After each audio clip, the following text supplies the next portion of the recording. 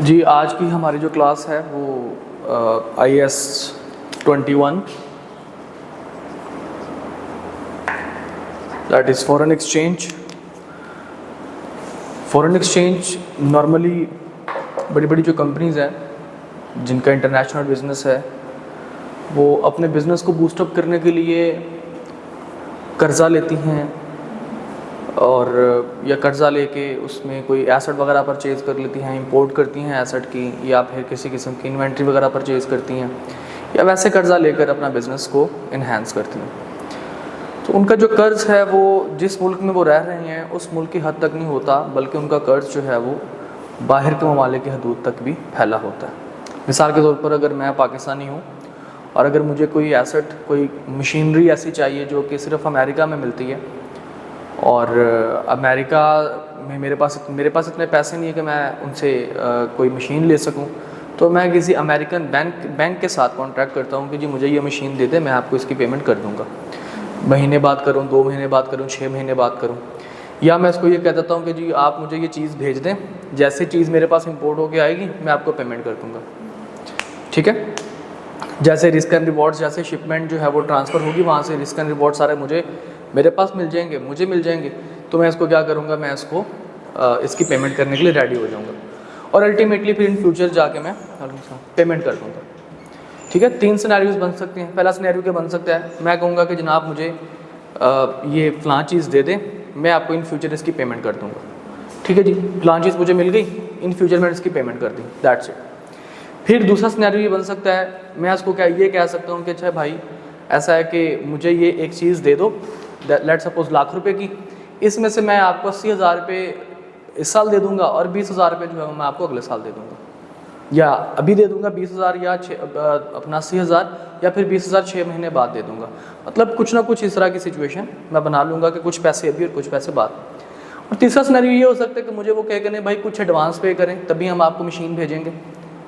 1 लाख रुपए की मशीन है, ऐसा कीजिए कि आप हमें 10,000 रुपये एडवांस भेज दीजिए और बाकी जो 90,000 रुपये हैं उनको आप कंसीडर कर लीजिए, डिलीवरी के बाद दे दीजिए। मैं कहूँगा नहीं ऐसे नहीं है, 10,000 एडवांस दूंगा, जब चीज़ मुझे डिलीवर होगी तब मैं 50,000 रुपये दूंगा और 40,000 रुपये तब दूंगा जब 6 महीने गुजर जाएंगे। ठीक है, तो ये 3 ही सिनेरियोज बन सकते हैं और इन 3 सिनेरियोज के अंदर ही इंशाल्लाह हमने अपने क्वेश्चंस भी करने हैं। और एक बड़ी मज़ेदार एग्जांपल है, वो हमने IAS 41 में भी पढ़ी थी, जो था हमारा स्टैंडर्ड एग्रीकल्चरल वाला, एग्रीकल्चरल स्टैंडर्ड नहीं था हमारा, उसके अंदर मिक्स करके वो हमने, याद है शायद हमने क्वेश्चन भी किया था कि जिसमें से वो बाहर से कैटल फीड मंगवाता है और कहता है कि जनाब ये हमने जानवरों को खिलानी है कैटल फीड वगैरह, और वो बाहर से जब मंगवाता है तो वो उधार पे मंगवाता है। तो हम इंशाल्लाह एक वो वाले भी इसका क्वेश्चन करेंगे। तो देखिए बेटा, सबसे पहले जब इंटरनेशनली हम कोई चीज़ मंगवा रहे हैं तो ज़ाहिर बात है वो बंदा जिस मुल्क से मंगवा रहे हैं वो चीज़ अपनी करेंसी के हिसाब से भेजेगा। ठीक है, हम उसकी जब पेमेंट करेंगे तो हम अपनी करेंसी में उसकी पेमेंट करेंगे, क्योंकि देखिए होता क्या है कि मैं अगर मुझे डॉलर्स चाहिए तो मैं आने वाले बंदों को मैं रुपीज़ नहीं दूंगा बल्कि उनको मैं डॉलर्स पे करूँगा, क्योंकि चीज़ बेचने वाला कौन है, अमेरिकन, उसको डॉलर चाहिए। मैं कौन हूँ, पाकिस्तानी। अब मैं रुपीज़ उसको पे करूँगा तो वो मेरे रुपीज़ एक्सेप्ट नहीं करेगा, वो मुझे कहेगा जनाब ये डॉलर मुझे दो। अब उसके लिए मुझे क्या करना पड़ेगा, इंटरनेशनल मार्केट के अंदर आपकी जो करेंसी मार्केट है वहाँ पे जाना पड़ेगा, फॉरेन एक्सचेंज मार्केट जिसको हम लोग कहते हैं, वहाँ से डॉलर परचेज़ करने पड़ेंगे और डॉलर परचेज़ करने के बाद जो है वो मुझे क्या करना पड़ेगा, उनकी पेमेंट करनी पड़ेगी। ठीक है, जैसे जैसे आप जितनी ज़्यादा डॉलर की परचेज़ करते जाएंगे उतनी ही ज़्यादा डॉलर का रेट भी बढ़ता जाएगा। ये थोड़ा सा इकोनॉमिक्स का भी इसमें हाथ है कि जैसे जैसे आपकी डॉलर किसी चीज़ की आप परचेजिंग बढ़ा जाते हैं, उसकी डिमांड बढ़ती है तो उसकी प्राइस ऑटोमेटिकली बढ़ जाती है। तो ये रीज़न भी थी पिछले 2-1 साल में डॉलर के इंक्रीज़ करने की कि हमारी इंपोर्ट बहुत ज़्यादा थी, हम डॉलर परचेज़ किए जाते, कुछ हमारी इंपोर्ट ज़्यादा थी और कुछ हमारे यहाँ पे मुनाफाखोर लोग जो हैं वो थोड़े से पैसे के लिए, जो अपने मुल्क को बेचने वाले लोग हैं वो क्या करते थे, वो डॉलर परचेज़ करके स्टॉक कर लेते थे, बजाय इसके कि उन पैसों से बिज़नेस करते, उन्होंने स्टॉक डॉलर जो है वो परचेज़ करके स्टॉक करके महंगे दामों डॉलर बेचना शुरू कर दी। एनीवेज, हम बात करते हैं जनाब, हर मुल्क की एक एक करेंसी है, जो मुल्क की अपनी करेंसी है उसको हम लोग कहते हैं फंक्शनल करेंसी। जिस मुल्क में जो करेंसी चल रही होती है उसको हम लोग क्या कहते हैं, फंक्शनल करेंसी। मिसाल के तौर पर मैं पाकिस्तान में रहता हूँ, पाकिस्तानी रुपीज़ मेरे लिए क्या होंगे, फंक्शनल करेंसी। ठीक है, अब्दुर्रहमान यूके में रहता है, इसके लिए फंक्शनल करेंसी क्या होगी, पाउंड्स। ठीक है जी, आप अमेरिका में रहती हैं, आपके लिए क्या होगी, डॉलर। आप कहाँ रहती हैं,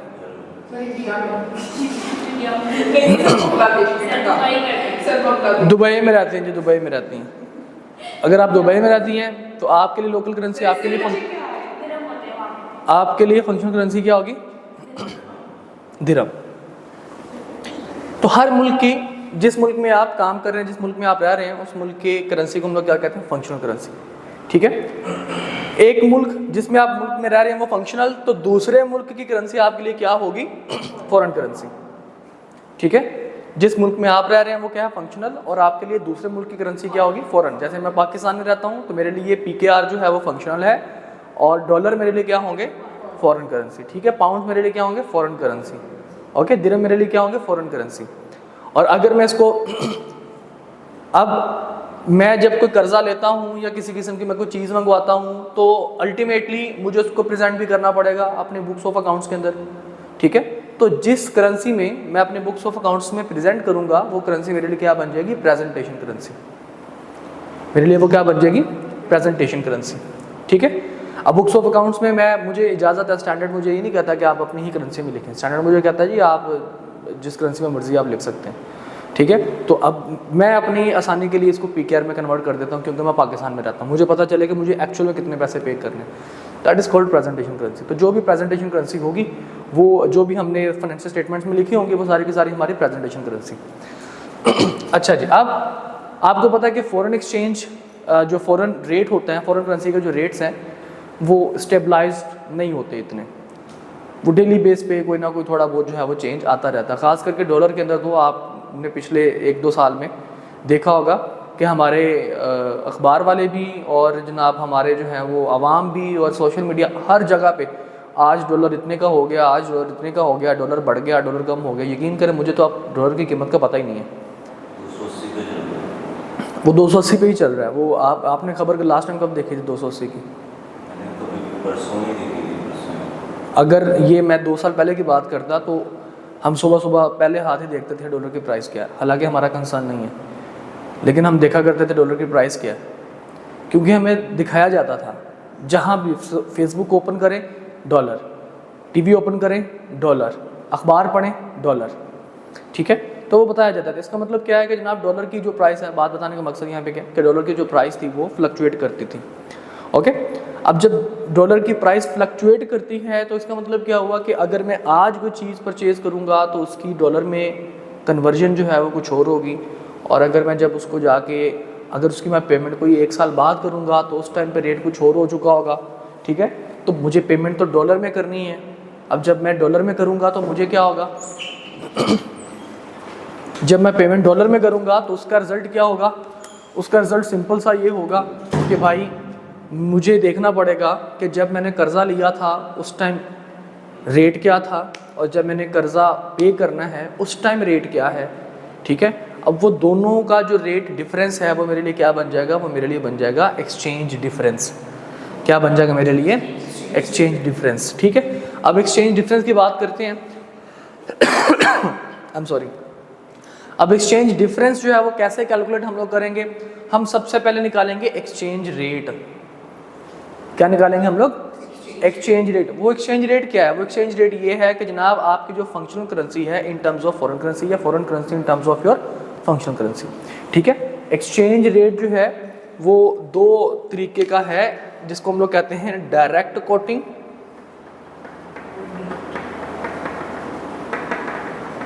और इनडायरेक्ट कोटिंग।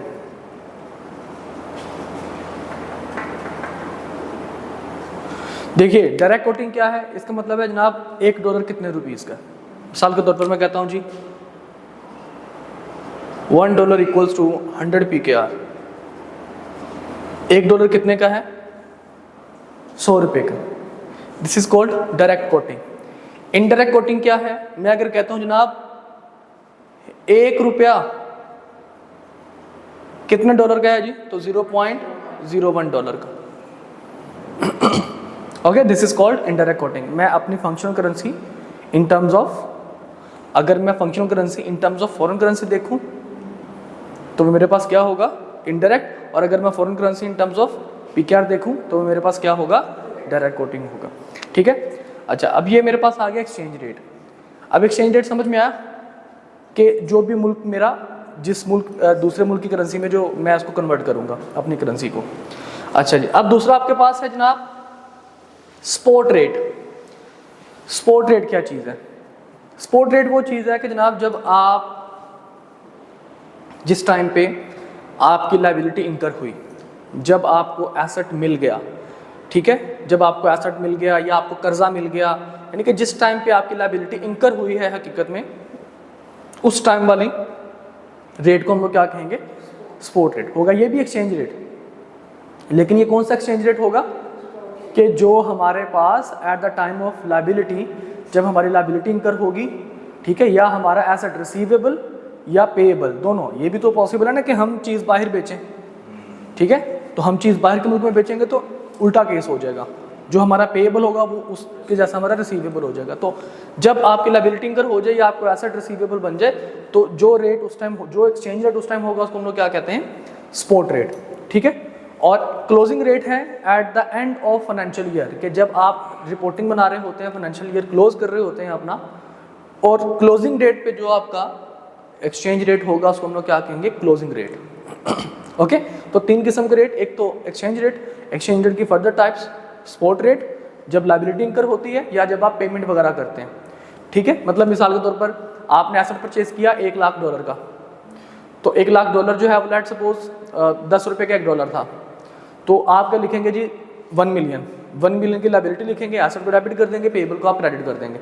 ठीक है, 6 महीने बाद आपने उसकी पेमेंट कर दी, 6 महीने बाद आपने $50,000 की पेमेंट कर दी। अब वो $50,000 जो उस रेट पे देखेंगे कि उस टाइम पे 6 महीने के बाद कितना रेट था।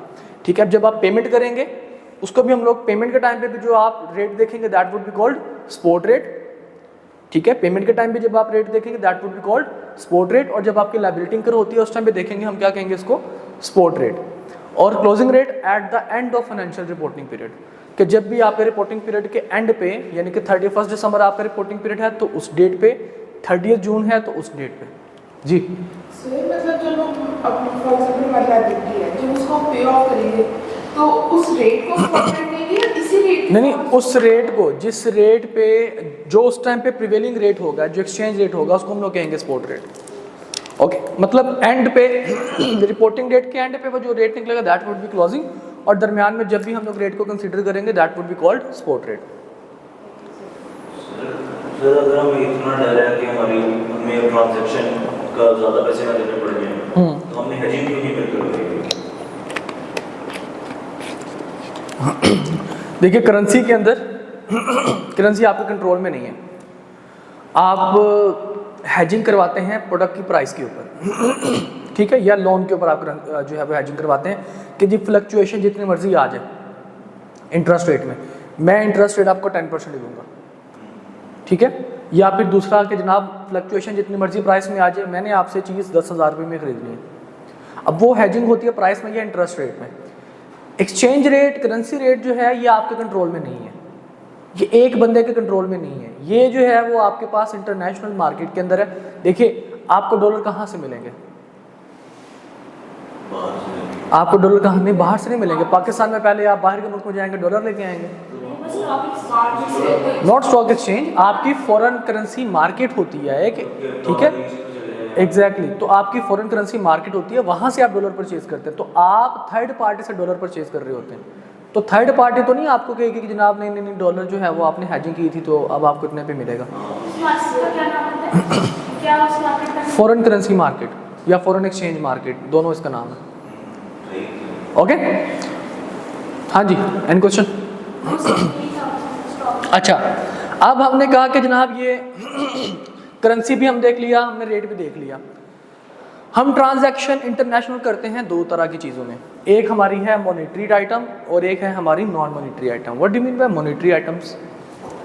पैसा इन्वॉल्व हो, रिसीवेबल या पेएबल, रिसीवेबल या payable, this is called monetary items. Payable क्या होगा जनाब, आपने कर्जा ले लिया या आपने कोई कर्जा वापस करना है, ठीक है, रिसीवेबल मतलब आपको पैसे मिलेंगे। अच्छा जी, उसके बाद है non monetary items. Non monetary items को हम लोग कहते हैं जनाब ऐसी चीज़ें जो पैसा नहीं होता बल्कि आपका एसेट होते हैं, दूसरे fix asset, like machinery, inventory, ठीक है, इस तरह की चीज़ें जिनको आप कहते हैं जनाब ये पैसा नहीं है, ये आपके पास नॉन मॉनेटरी आइटम है। ठीक है, फॉर एग्जांपल अगर मैं चेयर लेके आता हूँ 1 लाख रुपए की और मैं कहता हूँ कि जी भाई इसको मैं बाद में पेमेंट करूँगा, ठीक है, इसकी पेमेंट मैं बाद में करूँगा, तो ये जो मैं चीज़ लेके आया हूँ that is called non monetary item. ठीक है, और जो मेरी लायबिलिटी भी इंकर हो गई है पेएबल, वो मेरे लिए क्या बन जाएगी, मॉनेटरी आइटम बन जाएगी। ठीक है, अच्छा अब कहते हैं कि जनाब आपने इसको फाइनेंशियल रिपोर्टिंग में किस तरह से करना है। कहते हैं जनाब मॉनेटरी आइटम अगर आपने पे कर दी है, पे करने का मतलब है कि आपने उसकी पेमेंट कर दी है, वो थोड़ी की है ज़्यादा की, जितनी भी आपने पेमेंट किया मॉनेटरी आइटम्स की, तो आपने उसको रिकॉर्ड करना है किस रेट पे, एक्सचेंज रेट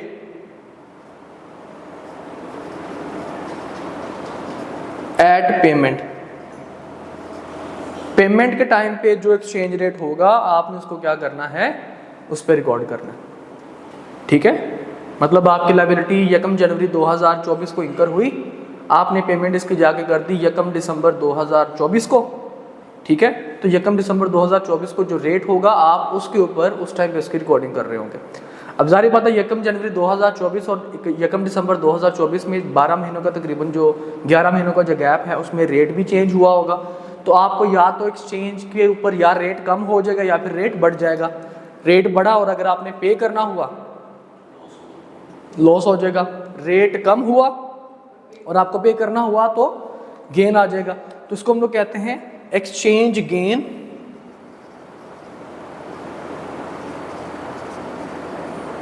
या फिर लॉस। एक्सचेंज गेन या फिर लॉस। कहता है जी ये जो आपने करना है ना एक्सचेंज रेट, ये आपने करनी है रिकॉर्डिंग, रिकॉर्डिंग इस रेट पे करेंगे और जो भी डिफरेंस आएगा एक्सचेंज गेन या लॉस का वो जाएगा प्रॉफिट एंड लॉस में। वो किधर जाएगा, प्रॉफिट या प्रॉफिट एंड लॉस में जाएगा। गॉट इट, यहां तक मसले में आया, ऑल क्लियर। अच्छा कहता है जनाब जो मॉनेटरी अनपेड है, मतलब जो अभी तक पेएबल है, लाख रुपए की चीज़ थी, 80,000 रुपये पे किए, 20,000, अब साल पूरा गुजर गया, रिपोर्टिंग डेट आ गई, हमने कहा जी 20,000 अभी तक पे नहीं किए, 20,000 हमने अगले साल पे करने। अब जो 20,000 जो है वो हमारे लिए क्या है, अनपेड मॉनेटरी है। अब अनपेड मॉनेटरी को आप रिकॉर्ड करते हैं at closing rate. Closing date का मतलब क्या जी, फाइनेंशियल रिपोर्टिंग के एंड पे जो आपके पास रेट होगा आप उस पर क्या करते हैं, इसको रिकॉर्ड करते हैं। अब जारी बात है थोड़ा बहुत डिफरेंस आएगा, एक्सचेंज डिफरेंस जिसको हम लोग कहते हैं, तो एक्सचेंज डिफरेंस जो है वो भी किधर जाएगा, एक्सचेंज गेन या लॉस, प्रॉफिट और लॉस में जाएगा। ओके अच्छा उसके बाद जनाब हम कहते हैं नॉन मॉनेटरी आइटम है आपके पास। अगर आपकी नॉन मॉनेटरी आइटम है और वो कॉस्ट पे आपने इसको रिकॉर्ड किया हुआ, रिवैल्यूएशन मॉडल आपने अडॉप्ट नहीं किया हुआ, नॉन मॉनेटरी आइटम है, तो कहता है जनाब जिस रेट पे आप परचेज करेंगे उसी रेट पे सदा के लिए उसी रेट पे जनाब वो रिकॉर्ड की जाएगी। मतलब कि अगर मैंने कुर्सी 1 लाख रुपए की परचेज की है, इसका पेएबल है, तो लाख रुपए की कुर्सी मेरे पास, इसकी मैं कॉस्ट कितनी कंसीडर करूंगा, लाख रुपए। ठीक है, अब पेएबल मेरा 1 लाख से बढ़कर 1,20 हो गया या 1,40 हो गया, तो वो मेरा पेएबल बढ़ा है। ठीक है, वो मेरी मॉनेटरी आइटम चेंज हुई है, वो ये कॉस्ट इसकी उतनी ही है, यानी कि इसकी कॉस्ट अगर मैं उसी टाइम पे करता था सारी की सारी, तो इतनी कॉस्ट इसकी रहनी थी। तो कॉस्ट नॉन मॉनेटरी आइटम की चेंज नहीं होती, तो हम क्या लिखेंगे जनाब, नो चेंज नो चेंज। इसको बल्कि लिख देते हैं, ये ना होकर ये समझ लें कि ये चेंज है।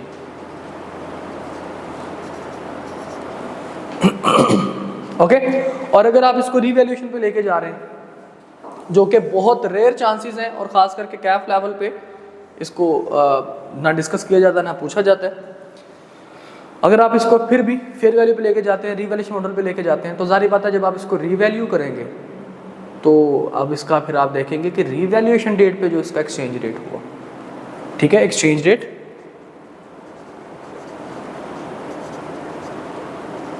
Eight revaluation. तो ये भी क्लोजिंग रेट ही नहीं होगा, नहीं रीवैल्यूएशन आप किसी भी डेट पे करवा सकते हैं। अच्छा, रीवैल्यूएशन डेट पे जो आपका एक्सचेंज रेट का फ़र्क आएगा, अब जैसे रीवैल्यूएशन सरप्लस होता है या रीवैल्यूएशन आपके पास लॉस होता है, वो आप किधर लेके जाते हैं? रीवैल्यूएशन सरप्लस का क्या करते हैं? ओसीए में लेके जाते हैं ना। तो कहता है जी यहाँ पे भी अगर आपको किसी किस्म का गेन या लॉस मिलेगा, एक्सचेंज गेन या लॉस मिलेगा, तो वो ओसीए में जाएगा, वो प्रॉफिट एंड लॉस में नहीं जाएगा।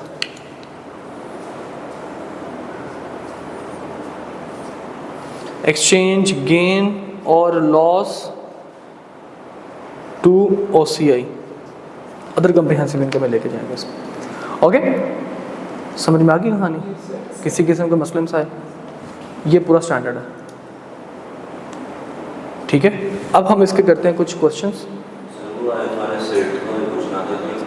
अगर तो हमारे पास प्रॉफिट और लॉस दोनों आ रहे हैं और 10% हमने टेस्ट किया और प्रॉफिट की फिगर ज़्यादा आ गई, तो हम अब किसके साथ उसका कंपैरिजन करेंगे? एक सर्टेन अमाउंट ऑफ लॉस के साथ भी करेंगे? देखिए नहीं, अगर प्रॉफिट और लॉस दोनों आपके पास, दोनों आइटम्स हैं, ठीक है, प्रॉफिट भी है और लॉस भी है, तो हम उसमें से देखेंगे कि विच वन इज़ ग्रेटर। अगर प्रॉफिट्स वाली आइटम ज़्यादा हैं बनिस्बतन लॉस वाली आइटम से, तो फिर हम वो जो 10% होगा प्रॉफिट के साथ कंपेयर करेंगे, प्रॉफिट्स को, हाँ जी, सिर्फ प्रॉफिट के साथ। और अगर हम लोग बात करते हैं लॉसेस की, कि आपके लॉसेस ज़्यादा हैं प्रॉफिट की निस्बत, तो फिर हम लॉस का 10% जो है वो कंपेयर करवाएंगे, यानी कि लॉस के 10% के साथ उनको कंपेयर करेंगे आइटम्स को, सिर्फ लॉस के साथ। नेट की मैं बात नहीं कर रहा, ठीक है। अच्छा जी, अब जनाब हम आते हैं ज़रा हमारे एग्जाम्पल्स की तरफ, क्वेश्चंस की तरफ। ज़रा फटाफट कॉम्प्रिहेंसिव एग्जाम्पल निकाल लीजिए। This is page number 332। इसमें क्वेश्चन मैं आप लोगों को समझाऊंगा। इसमें जनरल एंट्रीज़ के बेटा क्वेश्चन आते हैं, इसमें प्रेजेंटेशन वगैरह उसमें लिखने की बात नहीं करता, जनरल एंट्रीज़ के क्वेश्चन आते हैं। हमने इंशाल्लाह 2 क्वेश्चन करने हैं। एक क्वेश्चन हम लोग वो करेंगे, बल्कि 3 क्वेश्चन करेंगे। एक क्वेश्चन हमने वो करना है कि जिसमें आपने लायबिलिटी इंकर की, और लायबिलिटी इंकर करने के बाद जनाब आपने इसकी जो है वो चीज़ मतलब साल एंड पे जाके अभी पेएबल है, ठीक है। दूसरा आपने कुछ पेमेंट कर दी और तीसरा आपने एडवांस में पेमेंट कर दी। ओके, तो इसके साथ तीनों के साथ क्या सलूक करेंगे हम, तीनों के तीनों इंशाल्लाह एग्जांपल्स देखते हैं। देखिए जी, अच्छा इसमें एक और छोटा सा पॉइंट मैं आपको बता दूं। देखिए हमने 2 एक्सचेंज रेट्स हमने पढ़े, एक स्पॉट और एक हमने पढ़ा है क्लोजिंग, ठीक है। स्पॉट क्या था? पेमेंट के टाइम पे, लायबिलिटी कराने के टाइम पे। क्लोजिंग क्या था? Eight the end of year. अगर बेटा आप फ्रीक्वेंटली एक ट्रांजैक्शन कर रहे हैं, फ्रीक्वेंटली ट्रांजैक्शन का मतलब है जनाब बार बार सेम ट्रांजैक्शन अगर आप कर रहे हैं, बार बार, ठीक है, हर साल किए जा रहे हैं काफ़ी देर से, तो कहता जी फिर आप वहाँ पे एक्सचेंज रेट, आपके पास एक ऑप्शन है कि एक्सचेंज रेट को कहाँ पे ले जाइए, एक्सचेंज रेट को एवरेज एक्सचेंज रेट पे ले जाइए। किस पे रिकॉर्ड कर लीजिए? चीज़ को, जो चीज़ फ्रीक्वेंटली यूज़ हो रही है। जैसे कि फॉर एग्जांपल आपने लोन लिया, आपने कर्जा लिया, ठीक है। जब आप कर्जा लेंगे तो आप उसका इंटरेस्ट, लेट सपोज 5 साल के लिए आपने कर्जा लिया, तो आप हर साल उसका इंटरेस्ट भी पे करोगे। तो वो इंटरेस्ट की जो फिक्स्ड अमाउंट जो आप हर साल पे करोगे वो फ्रीक्वेंट आइटम बन जाएगी। तो आप उसको रिकॉर्ड किस पे करोगे? आप उसको रिकॉर्ड करोगे अपने एवरेज रेट पे, ठीक है। क्योंकि अब हर महीने उसका इंटरेस्ट लग रहा होगा ना। अब हर महीने तो आप एक्सचेंज रेट नहीं देखोगे कि हर महीने अलग अलग एक्सचेंज रेट देखो, तो वो आपको कहता है कि ऐसा करो, इंटरेस्ट एक ऐसी चीज़ है जो कि हर महीने उसका इंटरेस्ट ऐड होता रहेगा, ठीक है। तो आप इसको बजाय इसके कि हर महीने अलग अलग 12 दफ़ा इसकी रिकॉर्डिंग करो, आप इसकी एक ही दफ़ा रिकॉर्डिंग कर लो at the end of year, ठीक है। और कितनी रिकॉर्डिंग करो? At average rate. क्लियर? अच्छा जी, अब ज़रा हम लोग आते हैं जनाब हमारे कंप्रिहेंसिव एग्जाम्पल। यहाँ पे जनाब मेरा ख्याल है हम लोग चीज़ बेच भी रहे हैं और हम खरीद भी रहे हैं। तो पहली ही एग्जाम्पल है तबरेज़ लिमिटेड के नाम से, मिली सबको? ओके जी, कहता जी Tabrez limited having operations in Lahore purchases machinery from Schneider PLC for 2 lakh euros on 31 May 2019 when the exchange rate was 150 per euro. बेटा ये जब क्वेश्चन आपको आए ना पेपर में, तो आपने ना इनको अंडरलाइन कर लेना, ठीक है, कौन सी डेट पे कौन सा एक्सचेंज रेट है। 2 लाख यूरो के जनाब उसने मशीन खरीदी, किस रेट पे? उस टाइम पे यूरो कितना था? 150 का यूरो था। TL also sells goods to a UK buyer for 150,000 euros on 30th September 2019 when the exchange rate was 155 euro। अब उसने चीज़ें भी बेची हैं यूके के बायर को, अच्छा, ये अब इनको थोड़ा सा मेरा ख्याल है कि पुराना ये क्वेश्चन लग रहा है मुझे। पहले यूके यूरोप का हिस्सा कंसिडर किया जाता था, अब यूके को अलग डिग्निटीज़ को हासिल है, तकरीबन 7-8 साल हो गए हैं। तो खैर एनीवेज, तो जनाब यूके बायर को 1,50,000 रुपये 30 सितंबर 2019 की बात है जी। उस टाइम एक्सचेंज रेट कितना था? 155 रुपये पर यूरो के हिसाब से। At the TL's year and on year end of 31st December 2021, both amounts are still outstanding and have not been paid. The closing exchange rate was 160 to 1 euro. क्या जनाब, जो उसने चीज़ खरीदी, जो उसने चीज़ बेची, दोनों के दोनों अभी तक उसको पैसे नहीं मिले। ईयर रिपोर्टिंग ईयर पे क्या है, अभी उसके पेंडिंग है। मतलब ये वो वाली अमाउंट है कि जिसमें ना तो मुझे कोई पैसा मिला और ना ही मैंने कोई पैसा पे किया।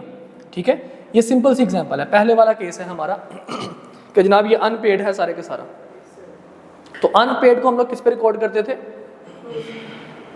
हम कहते थे जनाब स्पॉट आपके पास क्या है, स्पॉट रेट क्या था आपके पास कि जिस रेट पे लायबिलिटी इनकर हुई या एसेट आपके पास बना।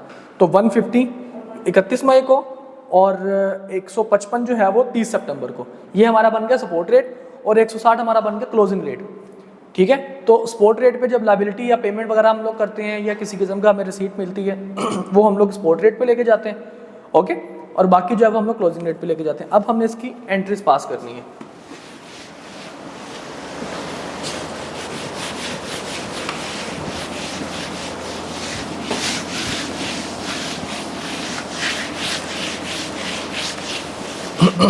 देखिए बेटा, इसके हम लोग एंट्रीज पास करने लगे हैं।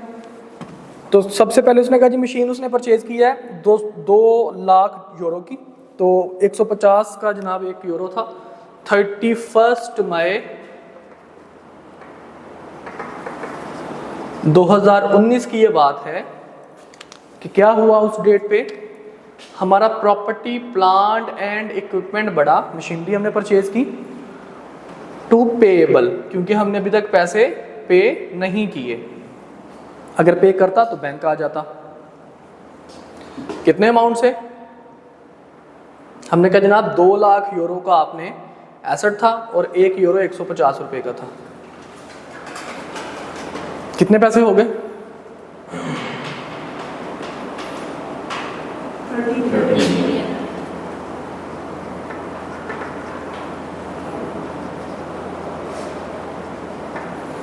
हमने इसकी रिकॉर्डिंग कर दी। अब अगर इन फ्यूचर में इसकी पेमेंट करूंगा तो पेएबल जो है वो मेरा डेबिट होता रहेगा और अमाउंट जितने से होगी वो कैश या बैंक वगैरह मेरा क्रेडिट होता रहेगा। अच्छा, अभी तक मैंने इसकी पेमेंट कोई नहीं की। अब कहता जनाब 30 सितंबर को 2019 को मैंने यूके के बायर को चीज़ें भेज दी। कितने डॉलर की? 150 यूरो की। तो अब मैं इसमें क्या लिखूंगा? मैं डेबिट किसको करूंगा? पैसे नहीं मिले, रिसीवेबल डेबिट करूंगा, और क्रेडिट किसको करूंगा? मैं अपने रेवेन्यू या सेल्स को क्या कर दूंगा? क्रेडिट कर दूंगा। ठीक है, जो सिंपल सी एंट्री है मेरे पास। डेबिट करूंगा जनाब रिसीवेबल को और क्रेडिट कर दूंगा किसको? रेवेन्यू या फिर सेल्स को। कितने से? उसने कहा जनाब जब ये इंकर हुआ, जब आपके एसेट मिला तो इसका स्पॉट रेट कितना था? 155। जी बेटा, कितना रिसीवेबल बन गया? 23.25। हाँ जी, 23.25 23.25 मिलियन। बस एक और जीरो, टेट्रा जीरो। सिर्फ अच्छा लगता है। बड़ी बड़ी अमाउंट्स अच्छी लगती हैं भाई, मैं वो छोटी अमाउंट्स को उनका कायल नहीं हूँ। अच्छा, इसने कहा जनाब टीएल का ईयर एंड होता है 31 दिसंबर को। आई एम सॉरी, कहते जनाब टीएल का जो ईयर एंड होता है वो कब होता है? 31 दिसंबर को। और दोनों के दोनों अमाउंट यानी कि रिसीवेबल भी और पेएबल भी, दोनों के दोनों अमाउंट्स क्या हैं? आपकी अनपेड हैं अभी तक। तो जो अनपेड या अनसेटल्ड जो आपके पास मॉनिटरी आइटम होती है उसको हम लोग किस पे रिकॉर्ड करते हैं? क्लोजिंग रेट पे। तो इसका मतलब क्या हुआ कि अब हमें इसमें जो डिफरेंस आएगा, एक्सचेंज डिफरेंस, उसको हम लोग रिकॉर्ड करेंगे ताकि हमें पता चले कि हमारी एक्चुअल लायबिलिटी ये थी और हमारा जो क्लोजिंग रेट है, जो डिफरेंस है वो इतना आया। देखिए ये लायबिलिटी 31 दिसंबर 2019 को